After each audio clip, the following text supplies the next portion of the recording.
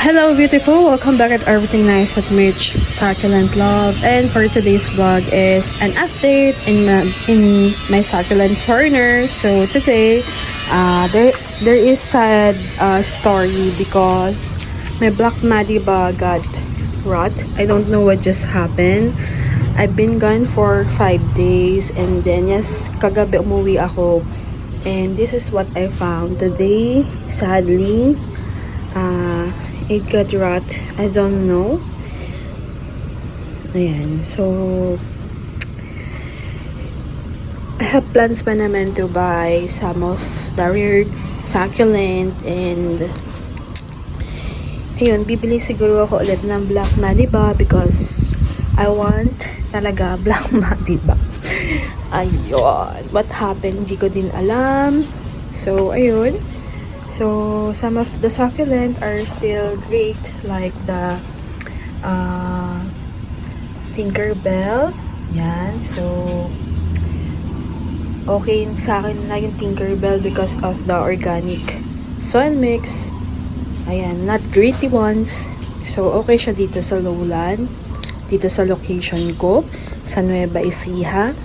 And of course, the cotton panda works well also. So, hindi pa ako nakakapagdilig. So, for me kasi, it's better not to water the succulent because the succulent has water on their leaves. They can live without watering for 3 months. So, and also, it helps them to become more beautiful. So, less water. Your succulent makes more stress, like the lolas. So, tagal niya ma-stress.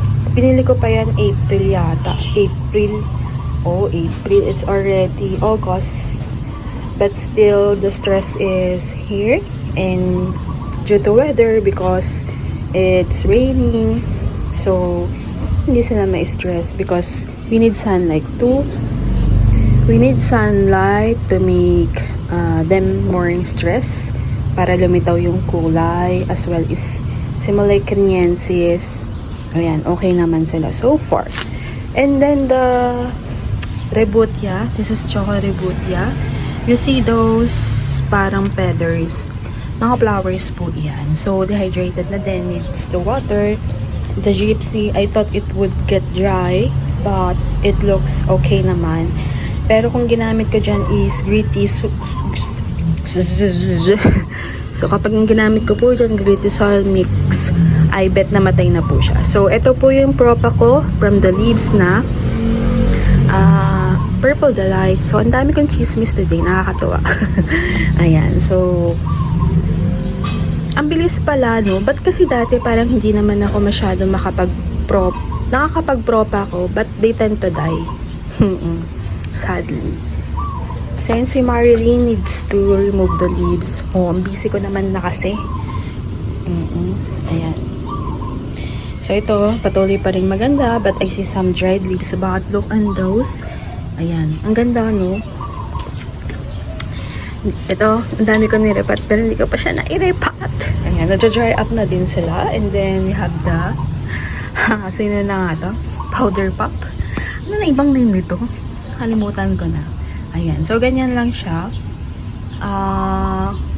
Siguro, kailangan pa talaga ng sunlight. Yeah. Okay naman. Ang sunset natin, okay pa rin. Maganda pa rin daw sila. Ang ating maskulatong bonsai, okay rin sila. And ayun, na-stress up na siya. Less waterings. Nadya-dry up na ang ating champagne. Oo. Resistant. So, we have to remove the leaves para hindi sila pataktihin ng mga insekto. Ayan. Flower niya, no? So, this is Laoshen, or I forget the other name. Ayan. Si Cream Tea, si Sunburst. Ayan. Oo. Hinayaan ko lang sila ma-dry up, and then, kita mo, tinapon mo pa yung, ang cute mo talaga. Tinapon mo pa, loko-loko ka. Hindi ka makapaghintay.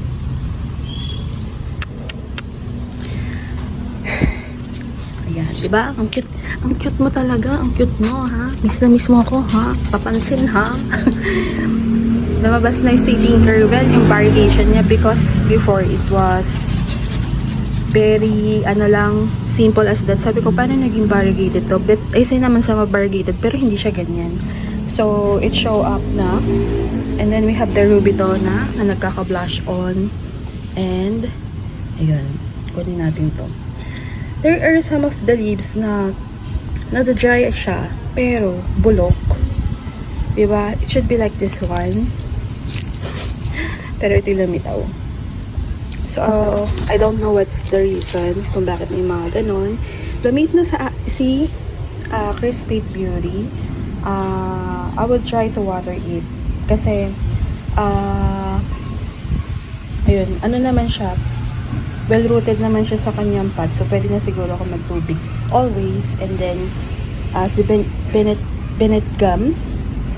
Si Bennett, ayan, ang cute niya. Nagiging curly and nagre-red yung kanyang tips.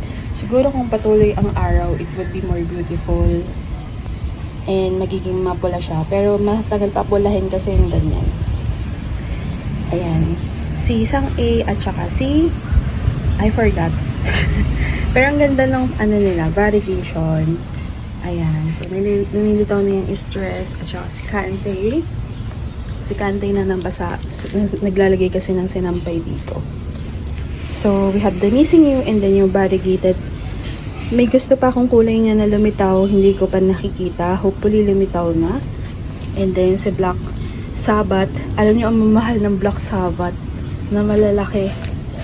It was like 800, 700 to 1,2. Sobrang mahal. So, okay na ako sa ganito kaliit. Oo. Pero pricey din yung ganito kaliit. Pero mura na din kay ma'am. Because maganda naman siya and I see the pagka Black Sabbath niya because hindi ko alam kung may iba sinasabi. May nakikita kasi ako nagbebenta ng Black Sabbath but parang hindi siya. Parang so may other form din daw ng Black Sabbath. I don't know. And then yung Bread Ives ko na nagloko. Ayan. Tumutubo pa rin. Hinayaan ko lang siya dyan.